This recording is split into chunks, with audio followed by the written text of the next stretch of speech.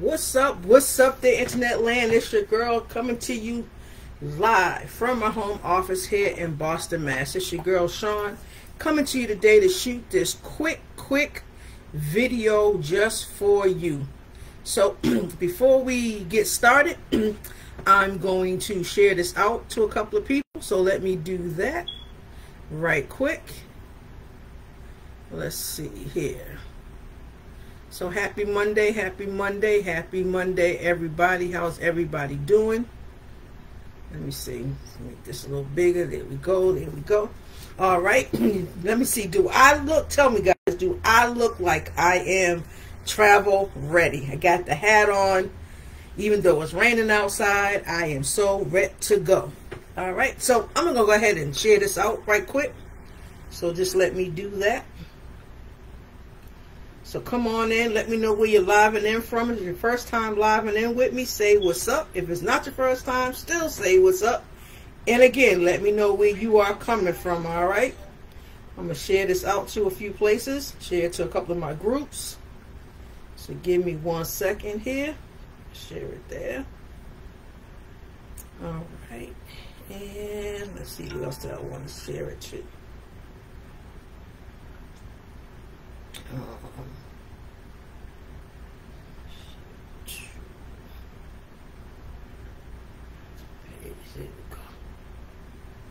All right. So, all right, let's go, folks. I don't know if you guys saw the title that I just put into the post there, but today we are going to be talking about cruising in 2021. All right, folks, cruising in 2021. 5 things that will become our new normal. Now, I know it has been a crazy year. It's been a tough year. We all are dying to get back out on the road and start to travel again. And people are doing that. I'm doing that. People are doing it. I'm still being cautious about what I'm doing. And I know cruising it's been tough. You know, my cruise got canceled back right before COVID hit in March of last year. And, you know, it's just been super crazy.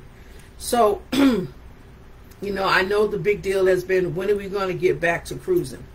So I'm going to take this off for a minute and chill out. Just thought I'd come in with a little prop and just kind of hang out. Hey there, why not? Let's go for it. So, you know, everybody's been asking, well, what about cruising? What about cruising? CDC has been all kind of crazy. There's been all sorts of protocols that need to be in place before we can actually set sail on the open seas again. And so cruise lines are now starting to set sail. Some are starting this month, some are starting July, some have canceled some of their September and October sailings even. So it's still up in the air. There's some test trials going on, some things happening. And so, you know, there have been cruises that have been sailing from other countries, but not from U.S. cities. But we're now starting to do that. But it's going to be just a little bit different. So I just thought, as a cruise specialist, I would come to you today and just share at least 5 of those things that will be somewhat different if you choose to cruise in 2021 and moving forward. All right. So the first thing that we are going to talk about that may be different is the requirement of face mask. Now, again, different cruise lines have done different things. Some cruise lines have said that you have to be fully vaccinated in order to set sail on their ships. Royal Caribbean was one of those cruise lines that said, hey, in order for you to sail our ships, you have to be vaccinated. They have since come back and rescinded that and said you do not have to be vaccinated if you do not want to. Now, the crew, I believe, will all be vaccinated, but the passengers do not. But again, this is the cruise industry. Things change by the minute. So, you know, don't, you know, take it for what it's worth right now. It could change again, but as of right now, you do not, with Royal Caribbean, you do not have to be vaccinated. But there are some cruise lines, I believe MSC is one. I don't think Carnival has come out and said either way, but I think MSC says that you have to be vaccinated in order to sail on their ships. And I think Norwegian, don't quote me on that, but I think Norwegian was the other one that said that you had to be vaccinated. But again, those are subject to change. So when you're booking your cruises, make sure that you're double checking to see if you need to be vaccinated or not. So that's the one thing you will have to, that's the first thing out of the 5 things, is that you will be required to wear a face mask. All right. Again, in some, each cruise line is different. For some, if you're vaccinated, you may not need to wear a mask. Those who aren't vaccinated may have to wear a mask. So again, when we're booking those trips, we just want to double check to see what that requirement is for you and your family. All right, so that's the first thing. Number two, kind of touched on this, and it's going to be testing. If you guys have been paying attention to anything in regards to travel, when you are traveling internationally and you are going to, let's just say Cancun or whatever the case is, sometimes they'll require you to test when you get there, or you have to have a negative test before you go. But you definitely have to be tested when you are returning from an international country back to the United States. If you are a U.S. citizen, you have to be tested before you can get on a plane and come back home. All right. And again, there's resorts that have, that offer COVID testing for free if you're staying there. And so those hotels will guide you and direct you as to what it is that you need to do, how soon you need to have that test done before you leave, and so on and so forth. So that's number 2. Testing will be required for cruising as well. All right. Number three, this is the big one, guys. Shore excursions. Now, if you've ever been on a cruise, we know that shore excursions are a big thing. Cruise lines make a lot of money. We're gone. If you're on a cruise, on an excursion, you're gone for a couple of hours and you're seeing and doing whatever it is that you want to do. The other thing is sometimes when you get off the ship and you don't book a cruise, book an excursion through the cruise, you can just kind of go off, maybe hire a taxi or a driver and just kind of ride around and see the city. I don't think that that's going to happen right now. You're going, in order to see whatever you want in that destination, you are going to have to book it through the cruise. You're going to have to book it through the cruise lines. Now, that's going to be different, and that truly may stop some people from cruising, because a lot of times people want to have the flexibility to do what they want at their own time, their own leisure, and not spend 2-3 hours necessarily on a particular tour. So you will have to now, as far as everything I've been reading, is that you would have to now book those excursions through the cruise lines. All right, so that's number 3, folks. Number 4 is no self-serve buffets. Now, I know it's like, Sean, are you serious? Can't be. No self-serve buffets, folks. With the spread of the coronavirus, you guys know it's been crazy. And so they're not getting rid of buffets altogether, but they will be people serving you, as opposed to you just getting, being self-served and you getting what it is that you want. Again, I have not experienced this yet. I don't even know if I'm cruising yet this year. It may not be until next year. We'll see how that goes. But from everything that I've been getting and reading and understanding, is that now you will be served when it comes to the buffets. All right. And number five, folks, the last one on the list, is that there's probably going to be more planning and more reservations that need to be done. Now, what does this mean? Normally, let's just talk about if you go to any type of shows that are on the ship.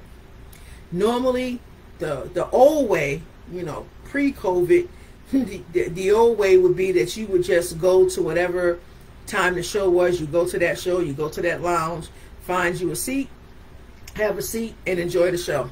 Just that simple. I don't think people agree. Maybe.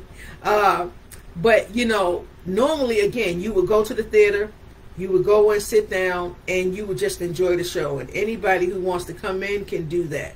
My understanding, again, is that simply you are going to have to probably make a reservation, because I think there's going to be less people in the theater at the time. I'm not sure what the cutoff number is yet.